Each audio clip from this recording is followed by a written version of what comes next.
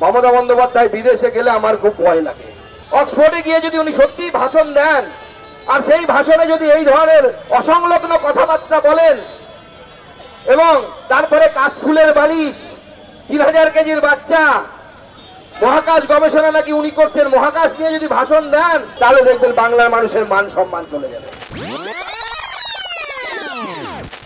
আর মাননীয় মুখ্যমন্ত্রী লন্ডনে গেছেন, কোন একজন ব্যক্তি আরটিআই করেছেন কোন একটি বিশ্ববিদ্যালয়ে, এখন রহস্য চলছে বিশ্ববিদ্যালয় মুখ্যমন্ত্রীকে ডেকেছে ডাকেনি।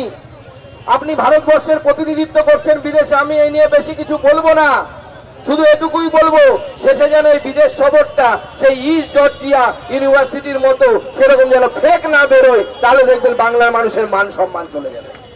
বাংলার মানুষের মান সম্মান আপনি পানিহাটির চেয়ারম্যান করে নষ্ট করেছেন, তার আগে আপনি ফেক পিএইচডি করে নষ্ট করেছেন, আপনার ভাইপো ফেক এমবিএ করে নষ্ট করেছে, আমাদের প্রাক্তন শিক্ষামন্ত্রী জেলের ভিতরে তার বান্ধবী সমেত গিয়ে বাংলার মান সম্মান নষ্ট করেছে।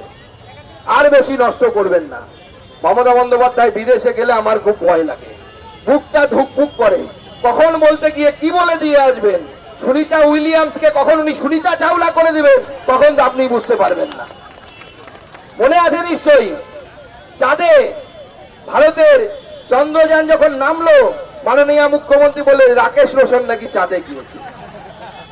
আমি তারপর থেকে ঋত্বিক রোশনের সাথে যদি দেখা হয় একবার খুঁজে বেড়াচ্ছি, জিজ্ঞেস করবো তোমার বাবা কবে চাঁদে গিয়েছিল বলো, আমাদের মাননীয় মুখ্যমন্ত্রী বলেছেন যে রাকেশ রোশন চাঁদে গিয়েছিল। তাই আমরা ভয়ে থাকি।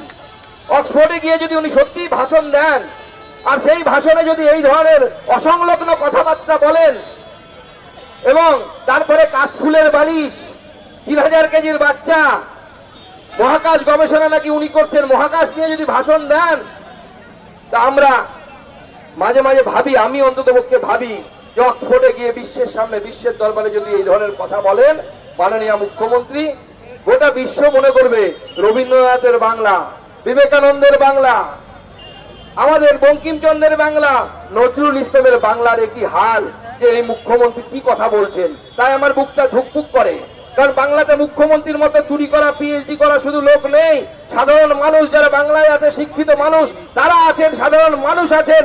বাংলার রূপ মুখ্যমন্ত্রীকে দেখে বুঝবেন না, মুখ্যমন্ত্রী বাংলার প্রতিনিধিত্ব করেন হয়তো ভোটে জিতে, কিন্তু সেই মুখ্যমন্ত্রী বাংলার প্রকৃত রূপের প্রতিনিধিত্ব করেন না। তাই মাননীয় মুখ্যমন্ত্রীর বিদেশ যাত্রায় আমাদের বুকে ধুকপুক ধুকপুক করে, কখন যে কি বলে ফেলে তার ঠিক নেই, এমন কথা বলে ফেলবে আমরা জাতি হয়তো মান সম্মানে পড়ে যাব।